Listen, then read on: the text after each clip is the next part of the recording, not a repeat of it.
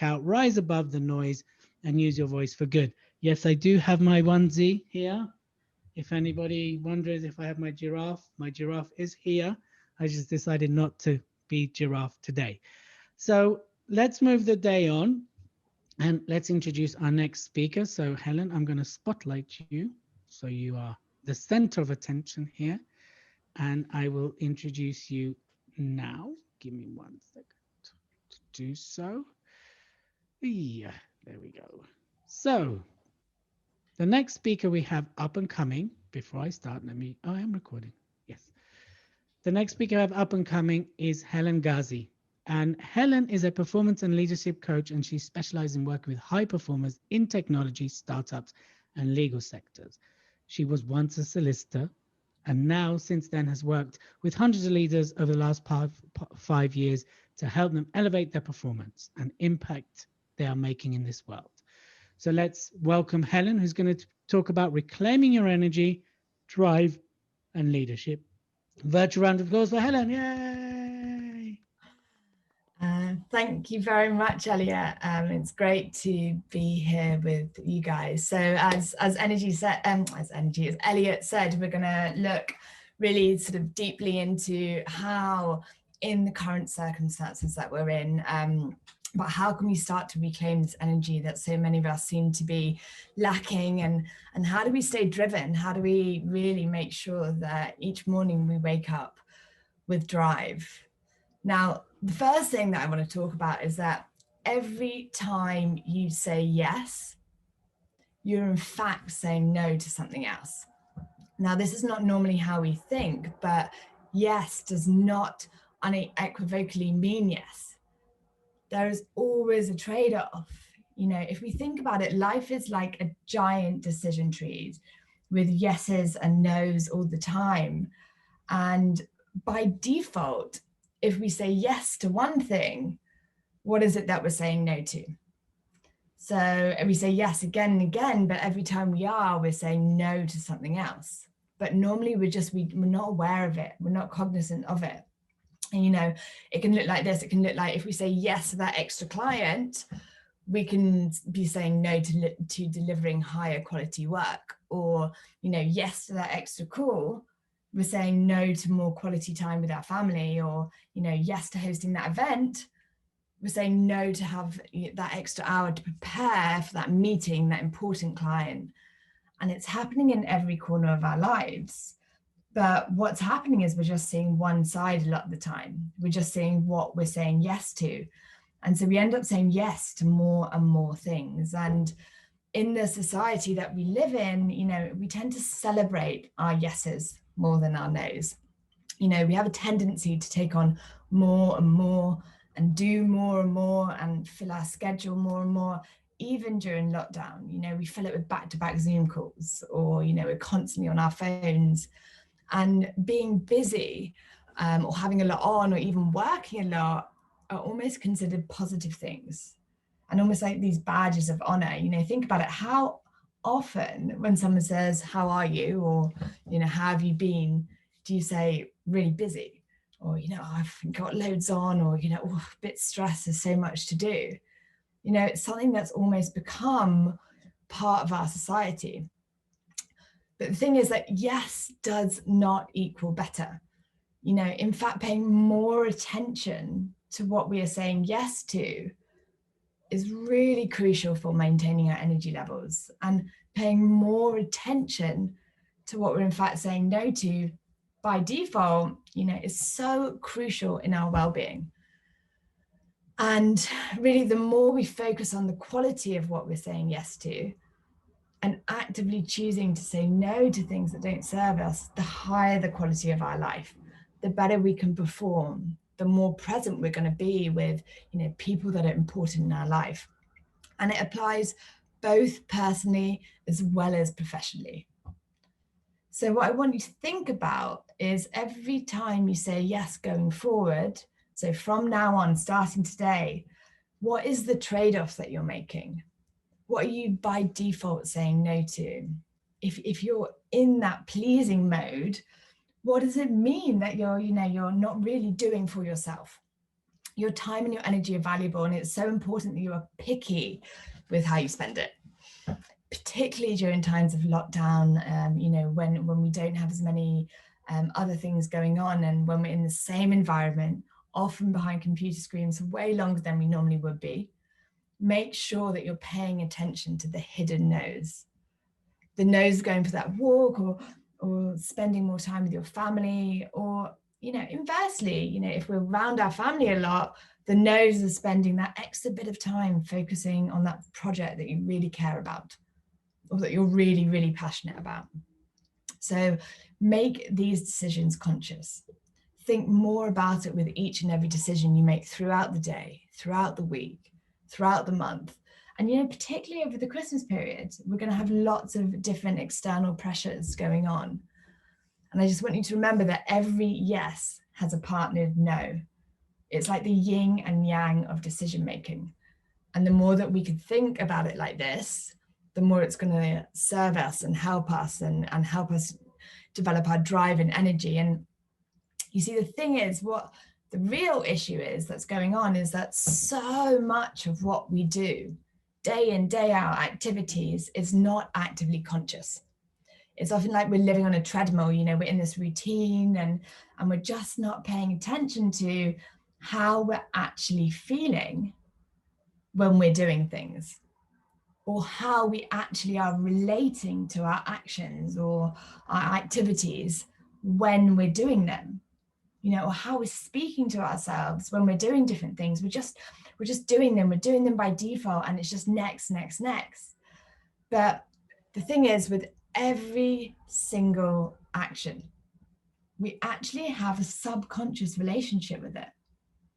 And every single action, from brushing your teeth in the morning to, making your eggs, to sitting down and checking your emails first thing, everything, we have these relationships, but we're just not paying attention.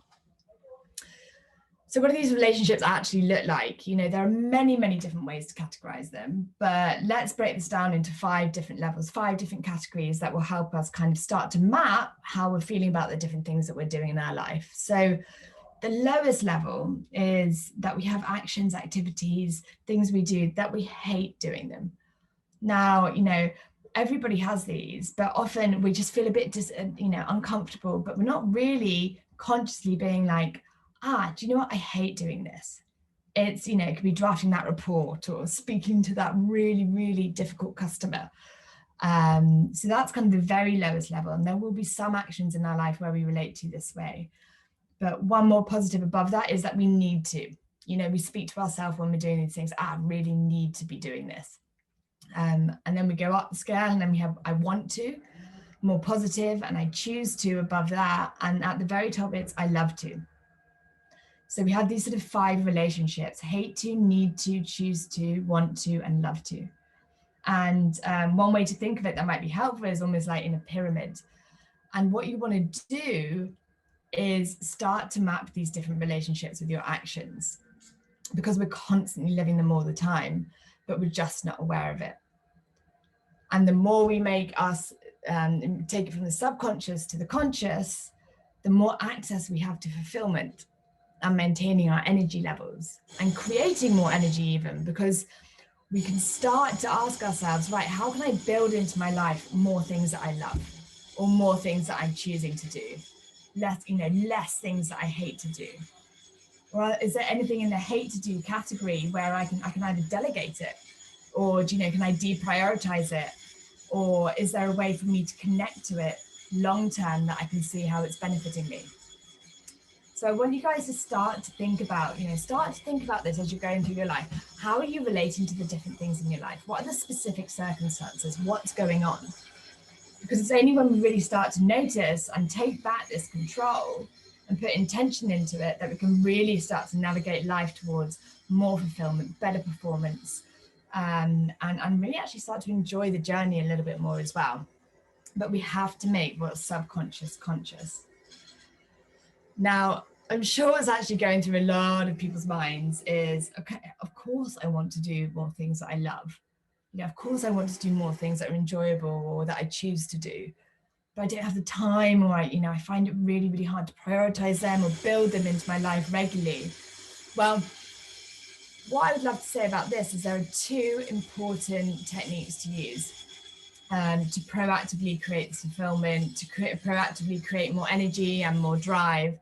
And the first thing I want you to think about is that, you know, we say, oh, I don't have time, or you know, it's really hard for me to prioritize them. But you're in fact the only person who has control.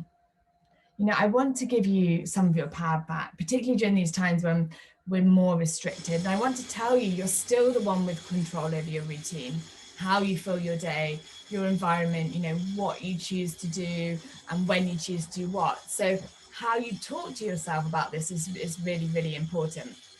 And so really start to notice your internal dialogue. Are you making excuses, or are you, you know, starting to be like, yeah, I'm the one, it's in my hands. I can actually actively put more things into my routine that I love. You know, I can be more specific about what's really fulfilling to me. So start to think, how can you talk to yourself more as if you're the one in control. Now, the second thing that is really, really powerful in helping us proactively build in more positive actions or activities into our life is by taking a closer look at our habits. So why habits? You know, normally we associate habits with negative things, but really habits can be positive things as well. And habits make up 40% of our life. I mean, 40% is huge. It's massive if you think about it. 40% of what we do day in, day out is habit.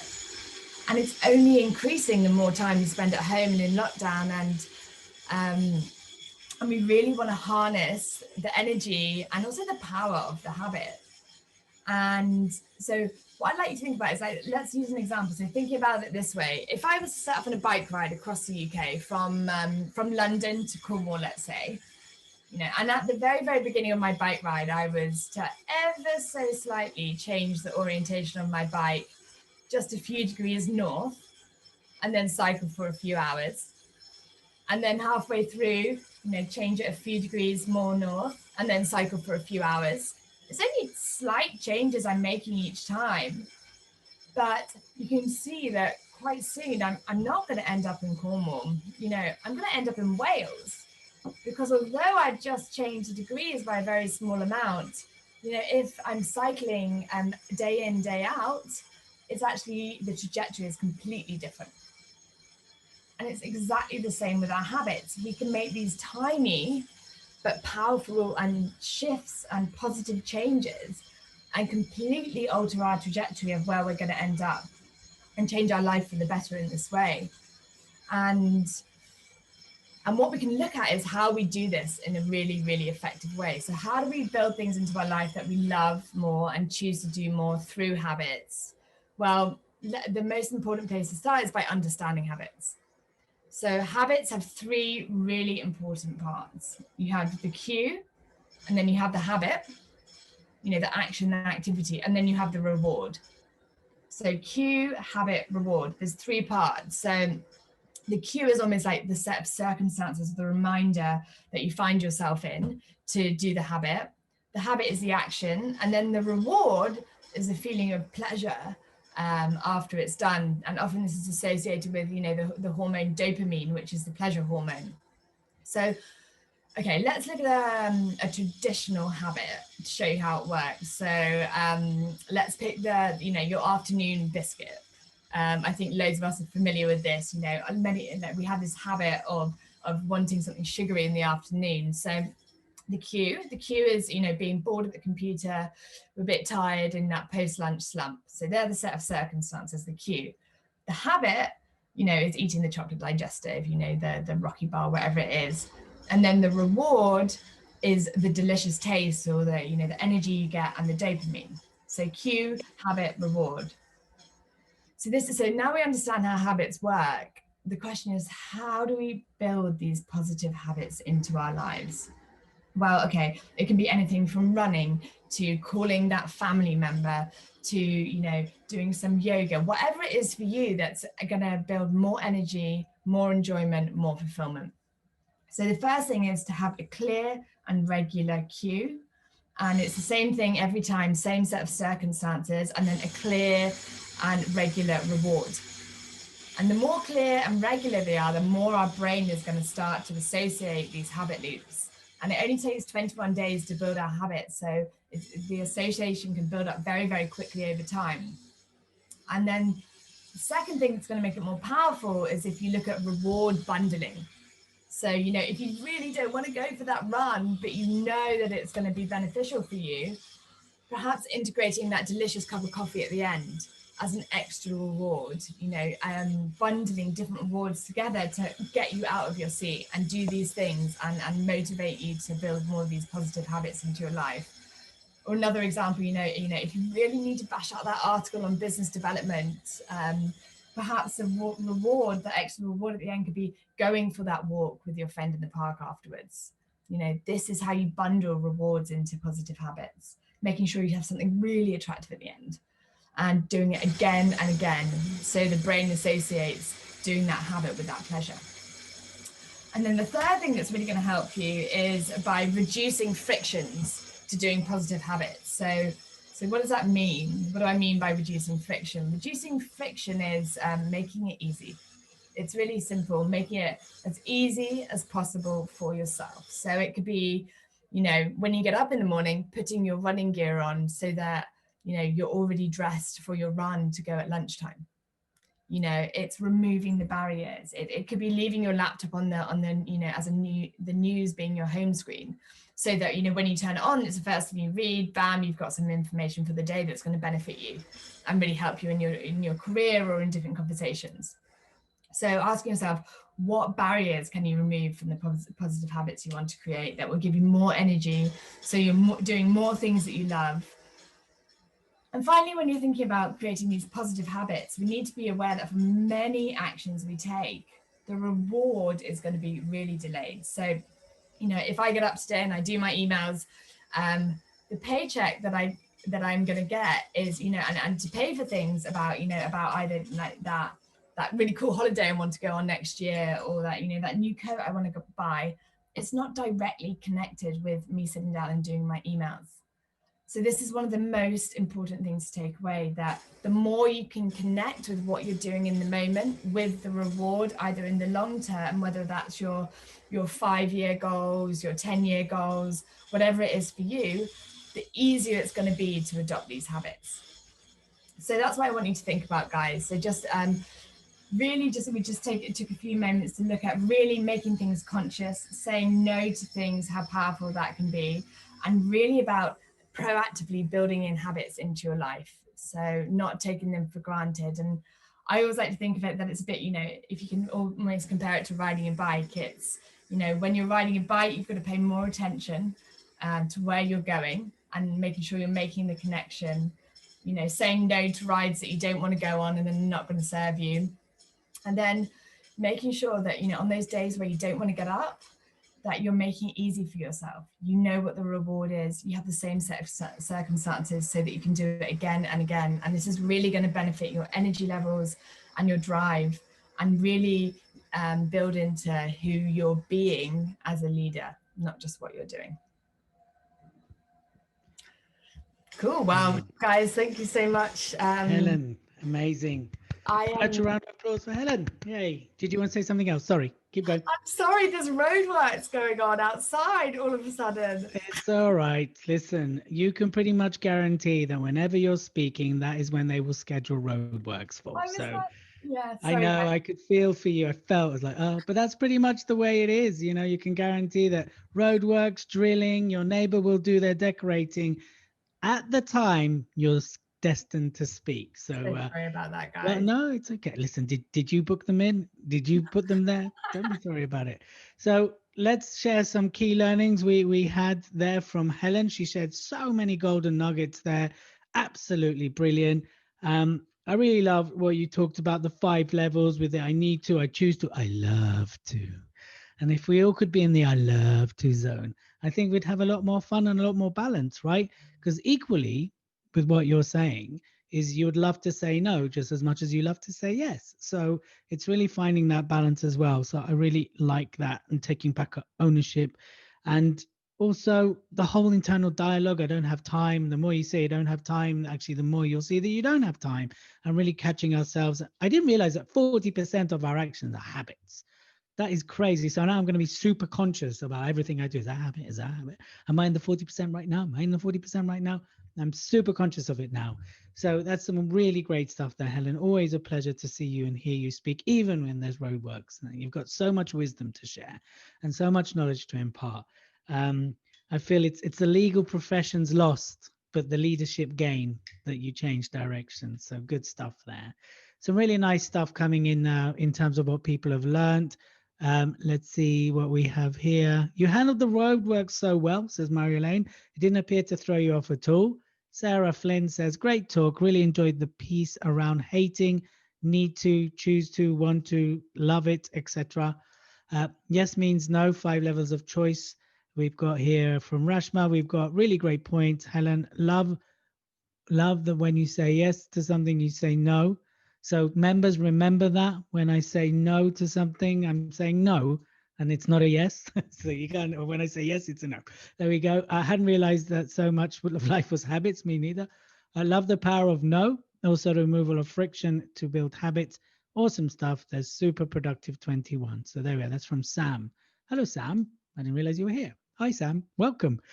Really, really good stuff. Any final message of wisdom you want to impart upon us, Helen, before we break for lunch? I don't know. I think my favorite thing is just always to think, like, watch how you speak to yourself, because the more you really sort of tell yourself, oh, I can't do it, or, you know, it's, oh, I just don't have the time. It's actually, you know, I always say we have time for everything. You have time for everything that you prioritize. And I think that's it's just a much more powerful way to talk to yourself than, you know, making excuses. You're the only one that suffers when you make excuses.